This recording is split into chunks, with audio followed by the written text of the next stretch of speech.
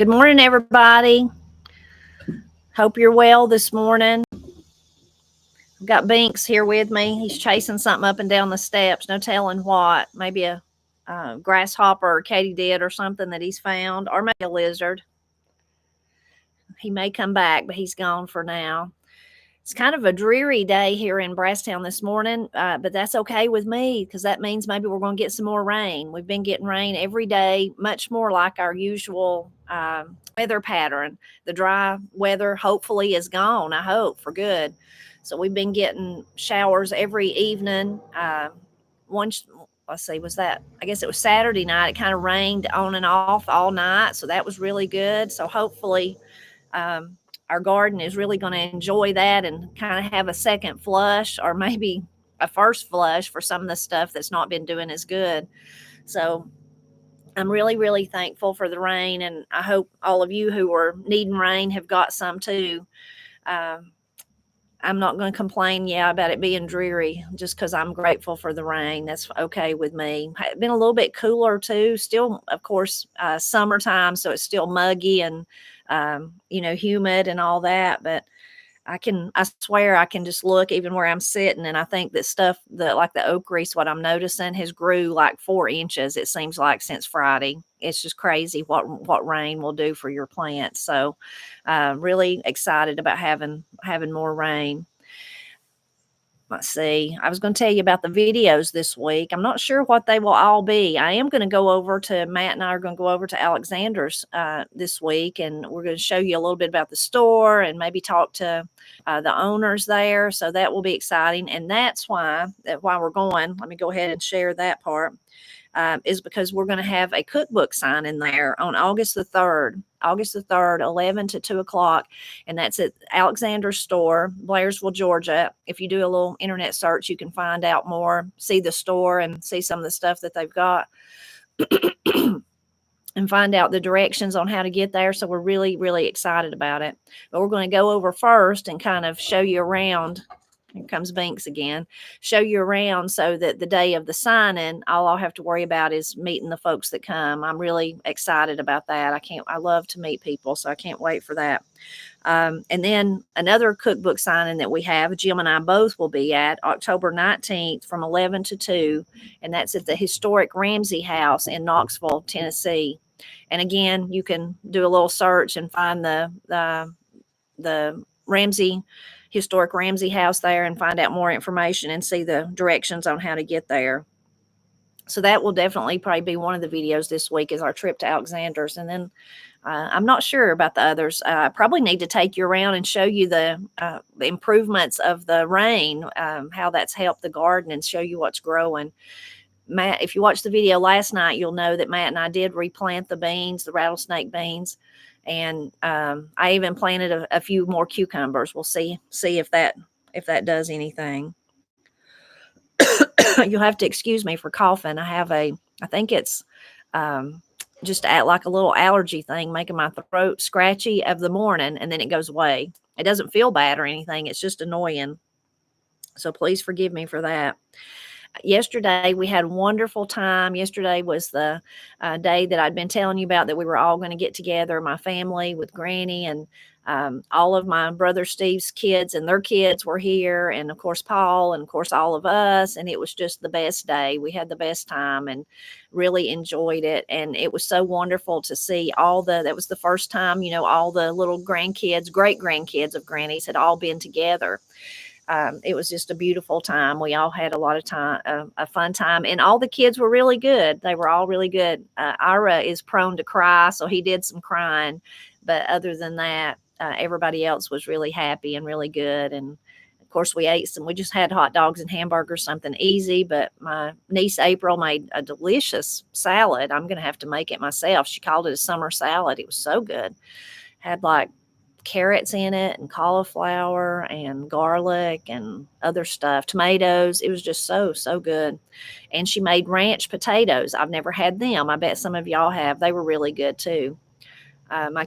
My sister-in-law Kim, she brought her famous coconut cake, so that was good, and made cupcakes, and we celebrated my brother's birthday, my oldest brother, Steve, his birthday was yesterday. So we got to celebrate his birthday on the day. And then also one of their grandchildren, Alec, he lives in New Hampshire, so he won't be here for his birthday. So we kind of had him as kind of a combination party for him and Steve. And so that was really, really sweet. And we did take a lot of pictures. I'll probably where I'll share those is on the Blind Pig and the Acorn. I might even do that tomorrow. So if you want to go to the Blind Pig and the Acorn tomorrow, you can see we did a picture of Granny and all the little kids. Of course, some of them are so little, their mamas had to hold them. They couldn't just sit there by themselves. And then one of Granny, I thought it was really nice, of just Granny and her grandkids. So 5 grandkids. That was nice.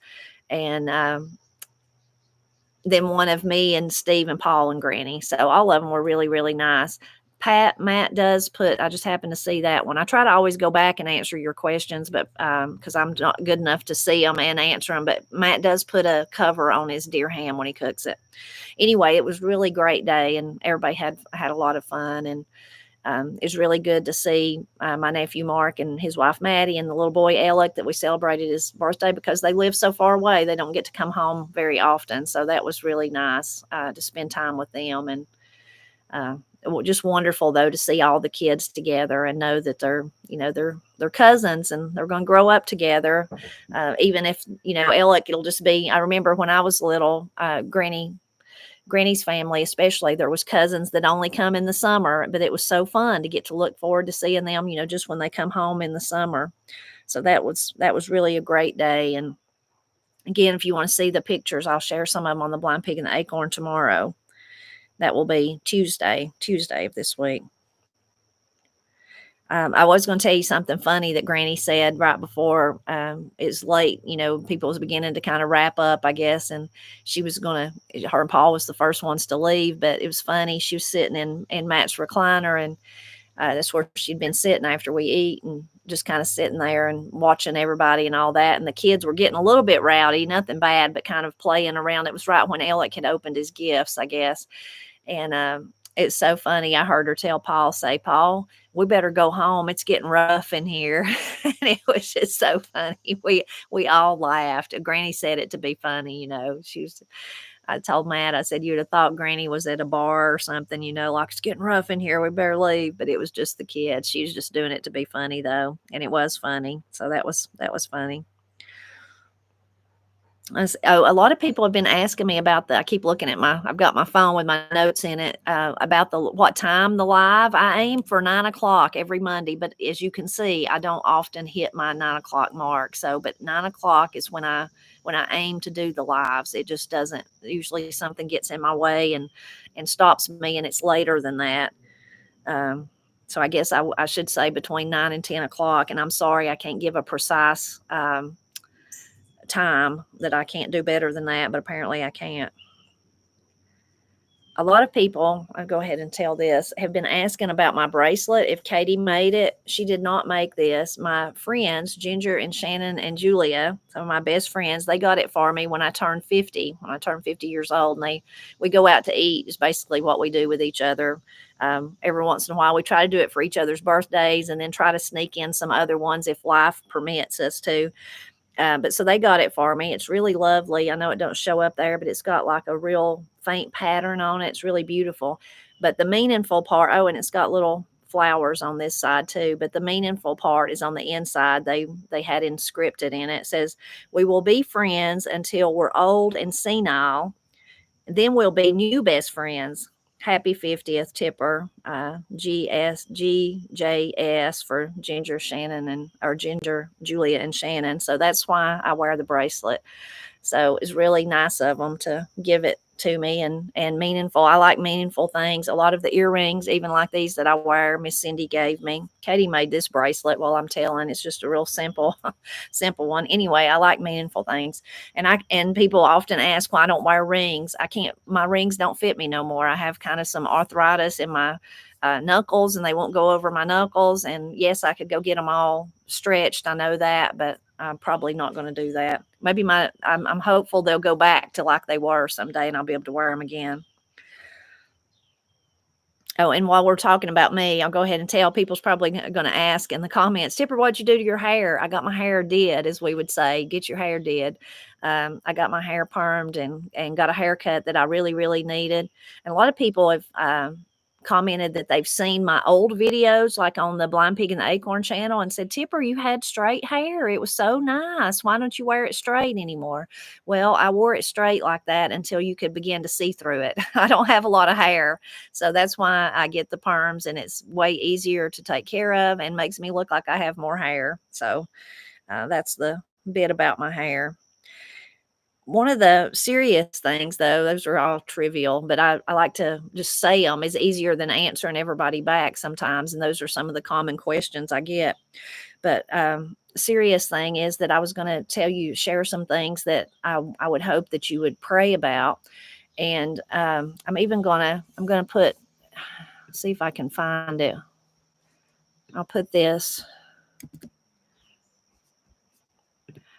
Well, I've lost you. There you are. I'll put this in the link here. This is just a song from Pap and Paul. Jesus wants you come by here. Now is a needy time. I think they learned it, if I'm correct, from the movie Sounder. Anyway, it's a beautiful, beautiful old spiritual. And if you could jump over and watch the video, you'll see that it's a long time ago when it was filmed. Paul was actually in college, and it was like one of the first when those big VHS video cameras come out. And you can see that Paul didn't know nothing about how to set it up, because you can't even see you can barely see part of him. You can't see his face. Anyway, it's not the best shot, but it's beautiful and meaningful. And I'm so glad he did it. But it's a song that I've had in my mind because it is such a needy time. Seems like everywhere you go, there's people in need. And as a believer, of course, I believe the filler of all those needs is the Lord. So that part, up to each individual to believe that or not believe it. But that song really touches on it being a needy time. So some of the things that I would ask you pray about this week is Pastor Lon. A lot of you know Pastor Lon from his wonderful channel, and he's not been able to upload any videos in a long time, and he's struggling with some health problems, and I just ask you to remember him, that God would help him with his health problems and with other things he's got going on, and that God would really just lift him up, him and his wife Robbie Lynn and their family, that God would just be there, and he will be, but that they would feel him just wrapped around them. Also, my first cousin Tina, I was born in August and she was born in September. There's a great picture of Granny Gazzy holding us both. So we kind of look like twins, except we don't, because Tina has the Jenkins. She got the red hair and the freckles and the blue eyes. And I've got, Granny is a Jenkins, but I got Granny's color, and I got my eyes are Granny's and the dark hair. I do have some freckles. I got that part, I guess, from the Jenkins. Anyway, but Tina has been diagnosed with I don't know if it's pancreatic cancer or it's just a cancerous tumor that is on her pancreas. Anyway, please remember Tina. She's my age. So I hope that they're going to figure out how to help her and everything's going to be okay. And then also there's another lady that's kind of reached out to me. Her name is Giselle. And she just is, she's the one that really made me think of Pap and Paul's song, because it just seems like she's in a situation that's, no one can overcome. And I don't need to go into any of the details, but just please really pray that God would touch Giselle and that make her feel peace and comfort. But also, kind of material things that she needs, that she's in desperate need of, would come her way. We can't help that. That's just part of life, is that you need a place to live and you need, food to eat and all those kind of things. But please just remember her, especially Giselle. She's really in kind of dire straits and needs a miracle. So please remember her. Okay, and if you jump over and watch that song later or whenever, you'll really be touched by it. I think it is just such a beautiful song of not even really knowing what to pray for. Sometimes you get like that, but you just cry out. Your spirit actually just cries out. So those are my thoughts, especially for Giselle. Please just remember her, and Pastor Lon and Tina also. Now, I've been talking about music on a much happier note. I'm talking about music. I brought out my CD today to show you. I'm not sure you can find this anymore, but I've been listening to fiddle music this week. So this is the Montague Processional, and it is by David Kaner, Susan Conger, and Susie Seco. I may be saying her name wrong, but David Kaner was a dear, sweet friend to our family. He's passed away. He's no longer with us. He was a real mentor to Corey and Katie. If you've watched, you might have, if you're a Presley Girls fan, you've at some point, I'm sure you've seen Corey and Katie play with David Kaner. In fact, let's see, I had one video here I was going to put. This is a long time ago, so you can see, you'll be able to see how young Corey and Katie are and how shockingly skinny Katie is. She was fine. She was healthy. She was just skinny. I was like that. I was real skinny when I was little. People would tell me I looked wormy or something. She was real healthy. She was just really skinny. Her and Corey both were skinny, but and I was the same way till I got a little bit older, and then I gained some weight, but just really, really skinny. And I was healthy too. It's just part of it. Anyway, you can hear them play there. But David Kaner, we met him through the folk school, John C. Campbell Folk School. And that's really where my first love of fiddle music come into being. Now, my family is musical. I literally grew up, with the guitars and mostly guitars, but even some mandolins thrown in around playing. Those are like my first memories is Pap with the guitar. But nobody played the fiddle. There was no fiddle. There was maybe some instrumentals, especially with Uncle Henry playing guitar tunes, kind of. Maybe he played some of the, fiddle tunes, of course, can be played on the guitar and all that. But mostly, I just wasn't exposed to the fiddle music as much until, of course, two things. I started, become really involved with the John C. Campbell Folk School, and then Katie started playing the fiddle. So there you go, it's with the fiddle. Now, I always said I wanted someone to walk around and follow me and play the fiddle after I'd heard a lot of the beautiful fiddle tunes. And then Katie, got to where she could do that. She don't do that, of course, but she could. But anyway, David was a dear, sweet friend. And when he would come to the folk school to teach, he was from Massachusetts. He would stay with us usually the few days before or the few days after he taught. And he just was a real mentor to Corey and Katie. And they traveled some with David. They went to his house. It was just great. Anyway, I'm not sure you can even find this, but if you can't, you can probably find some of these songs on YouTube. But some of my favorite ones on here, probably my all-time favorite one is Indian Point. I really love that. And I can't hear it without thinking about being in the hall there at Brasstown in the Keith house dancing, contra dancing. They're all really, really good. The Kingsbury, and a lot of these in true to tradition of like playing for a contra dance, they're like more than one song in the track, if that makes sense. Oftentimes in a contra dance, they'll be playing one song and then you can kind of hear it switch to another song. And part of that reason is because a dance can, you need a dance to last more than 2 minutes. So a dance has got to last long enough for it to actually go through and everybody get to progress and go through the whole thing. So that's the reason. Anyway, one of them is, and I can't say it, Saut. I won't even try. Sautdelapin. I think that's French, maybe.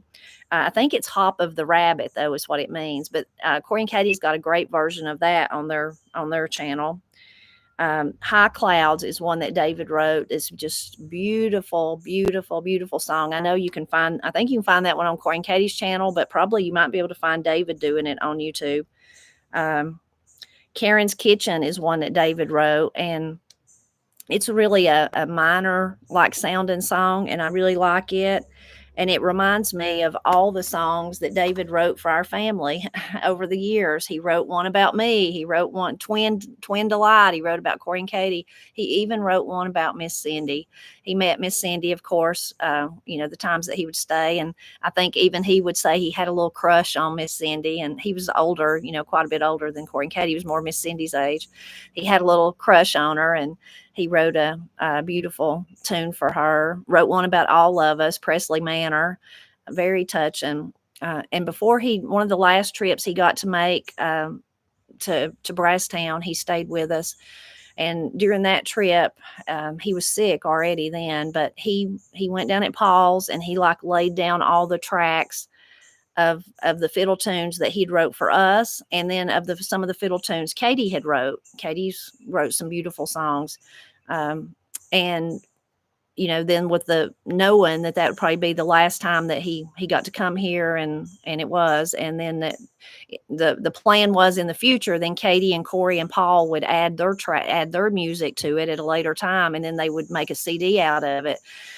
Between Paul's work and then Corey and Katie and the different things they had going in their life, they've never done their part, but David's part is there. So I hope once the boys get bigger and everything's, kind of calms down, that they can, and Paul's retired now, he's got more time to actually spend with that they can go back and they can finish that. So I know that'll be it's a real treasure to know that those are David's, his music is there. But I know once Corey and Katie and Paul can add theirs to it, and me maybe, but I'm not as talented as they are. I leave that to them.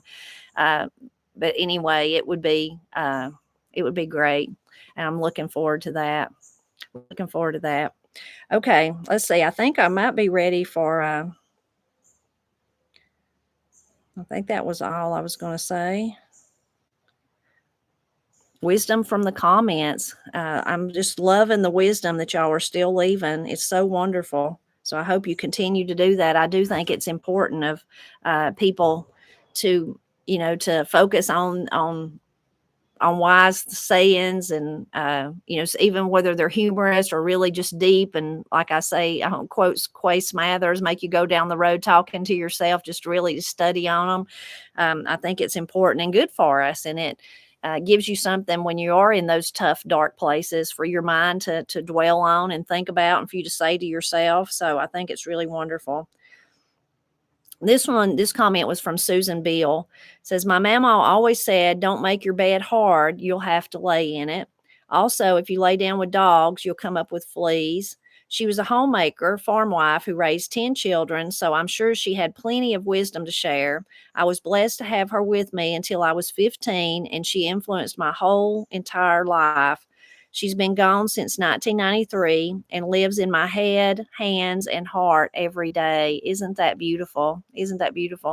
And I think that was left on one of the lives. I said that, Corey and Katie worried if something happened to me, and I told them I'll live in your head. It's the same way Pap lives in my head. I hear his voice sometimes advising me or telling me or comforting me or all those things. So thank you, Susan. That was beautiful.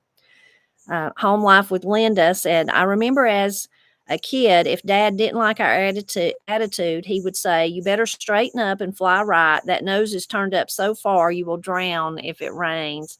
I've not heard, I've heard both of those, but not all together like that. So thank you, Linda.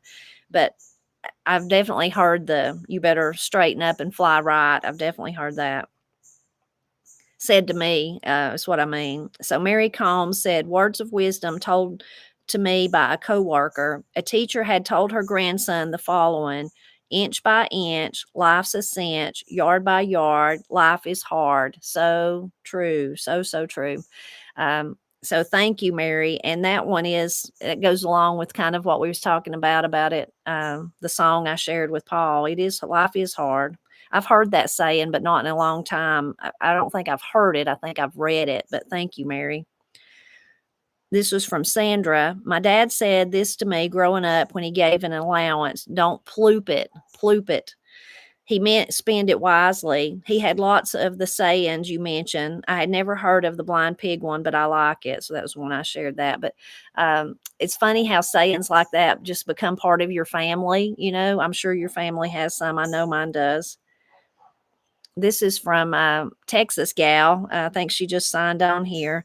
Says, I'm with you on flying. We were talking about flying. If I could fly the plane, now that is a different story. LOL. Gene, talking about Gene Watson is such a nice guy too. When I was booking entertainment, we used to book Gene for a lot of fairs and festivals. Love his music too. For someone who talks about himself a lot, this is just like, no, she's not talking about Gene Watson now. She's just saying for someone who talks about himself a lot, he could talk the legs off a chair. LOL. Another one my uncle said about my dad, he's got a 10-gallon mouth, refers to a big 10-gallon cowboy hat. Those are funny ones, but true, but true, funny. Now, Katie could talk the legs off a chair for sure. She could. This is from Kathy. This line from The Imitation Game reminds me not to judge others or sell anyone short. Sometimes it's the people who no one imagines anything of do the things that no one can imagine. Now that one's one of those really sweet, really deep ones that makes you want to study on that. So true. Thank you, Kathy. These are from Judy. She left 2 here. When people show you who they are, believe them. I've had that happen to me before when you have experiences that are not very nice, but then you think, but I knew better. I knew better. I had all the warning signs were there. Like Judy said, when people show you who they are, believe them. And then the other way too, the good way is that somebody shows you they're really dependable and they're going to be there for you. And then tough time comes, call them and they'll be there. It's the same for that. And then Judy says an ounce of prevention is worth a pound of cure. We've all heard that one, but again, it's so wonderful just to really think about it and remind yourself of that. So true. This is from Linda. I really love all of Gene Watson's songs, but one of my favorites is When a Man Can't Get a Woman Off His Mind. On words of wisdom, I always think of my father-in-law and what he would always say. Whenever something would happen or someone did something he didn't understand, he would always say, well, it just goes to show you never can tell. I think that Emmylou Harris sang a song about that. Such a dear, sweet man, and I sure do miss him. Thank you, Linda. That's true. And sometimes people in Appalachia are accused of being like fatalistic, like everything. We're like, oh, I guess not having enough hope.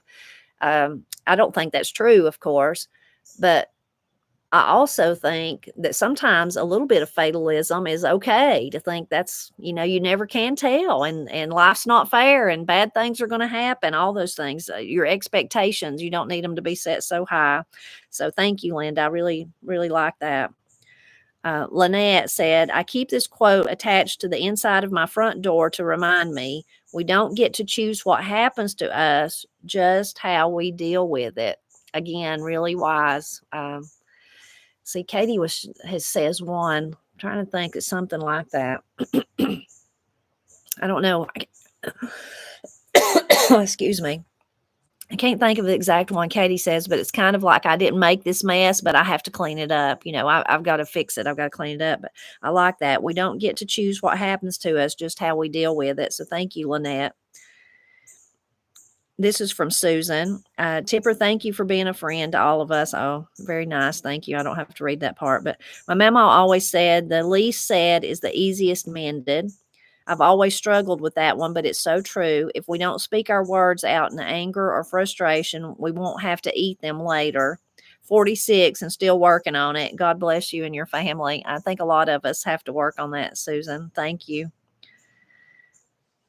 This is from Sue. My mom always told me, don't cut off your nose to spite your face. Now, Pap would tell me that one a lot. That's one that Pap had to tell me a lot. He'd say, Tipper, because I'd get mad and just want to self-sabotage myself, whatever it was. And he would tell me that one a lot. Tipper, don't cut your nose off to spite your face. I can just hear him saying it. So thank you, Sue. This is from Carol. When grandchildren would complain about the rain, my grandmother would say, just go on. You're not sugar or salt. You won't melt. And then Mitzi replied back to that. I think it's Mitzi. Our family would say, you are neither sugar nor salt, nor nobody's darling. You won't melt. I've heard those variations of those my whole life about, maybe I was at work and I'm like, oh, it's raining. I'm going to get wet. And somebody would say that to me. This is from Walter. My dad's word of wisdom, if you hit your thumb with the hammer, you're not focusing on the nail, meaning look at the problem, not the solution. Very true. So often we just jump right in there and try to start hammering things into how I want them to be. And I need to sit back and really look at what's going on and figure out a better way than using a hammer. Thank you, Walter. This is from Tina. My grandpa always told me a rolling stone gathers no moss. I never knew what he meant, but I always loved it. And another one he would pop off was too many cooks spoil the gravy. That one I know what he meant. And you can have as much rain as you want. Normally Indiana don't get this much, but we have these past 2 weeks. So she's getting too much rain. I wish we could just make it be even, but of course we can't. But I like that one. And you've probably heard that, too many cooks spoil the gravy. Or a variation of that one. Thank you, Tina. This one is from Skip. Skip says, Tipper, never be afraid of trying something new. Remember, amateurs built the Ark, professionals built the Titanic. So thank you, Skip. Thank you for that one. Here's another one from Tina. I heard someone say, please don't worry about what I do and my faults because God isn't going to ask you about my sins. That one is really good. It's so true that it's a true blessing to realize you don't have to worry about what somebody else does or doesn't do, especially people that are not even connected to you, because it like absolves you from that energy being in your mind. And truly, it's not up to you. You're not responsible for them. You're only responsible for, what you do and how you act. So that's a good one, Tina. This is from Lori. My family and I will be flying next month. It is exciting and a little nerve-wracking too. I just believe in not letting anything stop you from living your life and taking opportunities we are given. One of my favorite sayings is, the past cannot be changed, but the future is what we make it. This saying has been attributed to different people, but it is so true. People might forget, this is another saying she's saying, people might forget what you say, but they will remember how you made them feel. Praying for more rain. Lori, that one, the second one there, Katie's a big believer in that. So her and Corey both are very kind and empathetic people, more so than me. I think I'm kind, but they just really go that extra mile for people. And I've heard Katie say that before. People might forget what you say, but they will remember how you made them feel. And the other one, the past cannot be changed, but the future is what we make it, is so true. So often we dwell on things that's over and done with that can't be changed. So thank you, Lori. This is from, I think it's Deb Iris. I may be saying that wrong. Deb Iris. Speaking of sayings, my dad, who would be 105 years old if he were still alive, often said, a wise old owl lived in an oak. The more he saw, the less he spoke. The less he spoke, the more he heard. Why can't we be like that old bird? Maybe you've heard that one. I have. But again, that's one that we should remember and we should teach our children because it's so, so true. Pap, similar to that, Pap would say often the smartest man in the room is the quietest. It's kind of the same thing. Thank you. Thank you for that one. This one is from Penny. Hi, Tipper. Once when I was laid off before the holidays, my dad showed up at my door with a food basket from the ladies at his church who knew I was out of a job. I tried to explain to him that we were okay and someone else should get it. His words of wisdom to me that day, don't rob someone else of their blessing. I didn't quite understand. I was the one being blessed. He said the ladies put that basket together just for me, and it was their blessing of joy to do so. I've never forgotten that. Think about that, about what comes to you, and don't rob someone of their blessing. That is good. And it's really hard for people. Thank you, Penny, for sharing that. It's hard sometimes to accept help from somebody. I'm one of those people, like I totally wrong, think someone should just be able to see that I'm in need and just do it. But so it's hard for me to ask. I'm talking about like in my family, like it's hard for me to even ask them for help. So especially when an outside like this group from church helping you, it is kind of hard. Your pride gets in the way. You don't want to admit you need help. But Penny's father's right. That's their blessing. They're getting, they're doing this out of the goodness of their heart and they want to bless you. So that's really, really good. This is from Becky. Here's one, Tipper. Don't use $1 on a 10-cent problem. Don't use $1 on a 10-cent problem. That one's at first kind of comical, but it's really deep if you think about it. If it's really deep, it is. It's really deep. Blue Jay Fly said, my mother would say to us kids when we were going at each other, you can catch more flies with honey than you can vinegar.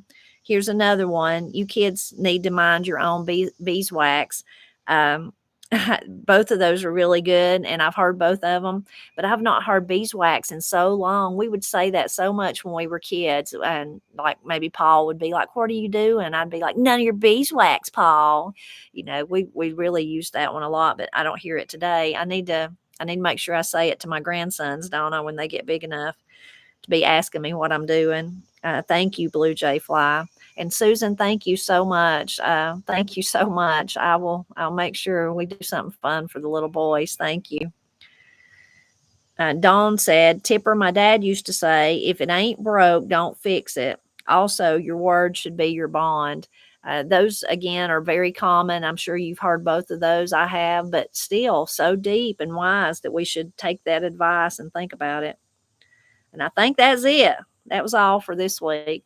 Thank you so much to everybody that is leaving the wisdom. I hope you'll continue to do that so that we can continue to share them and dwell on those good things and the inspiring and the comical, all of it. I hope that you'll continue to do that. And I hope all of you have a really great week ahead. Hope you have a good week, and um, whatever you're working on goes well. You get to enjoy time with your family. The weather's good. I just hope it all goes great. Hope everything goes good for you. And I'm always thankful when you stop by to visit with me. And I mean, I just can't say it enough. It doesn't even ring true anymore. I've said it, but I am so grateful that you support me and Matt, and that you're letting us live our dream, and really my endeavor that I started back in 2008 to celebrate Appalachia and all the goodness and all the people in Appalachia and the good food and the good music and the way we talk and everything else, a beautiful landscape, all of it. I could never thank you enough. I love you all. Bye bye.